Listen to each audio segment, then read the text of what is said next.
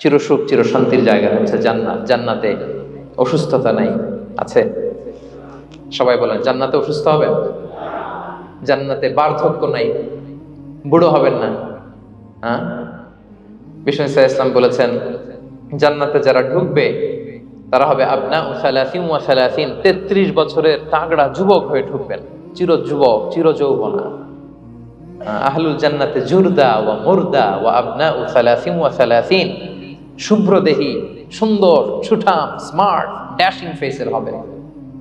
বয়স বাড়বে, অসুস্থতা স্পর্শ করবে না, আর মৃত্যুই থাকবে না সেখানে।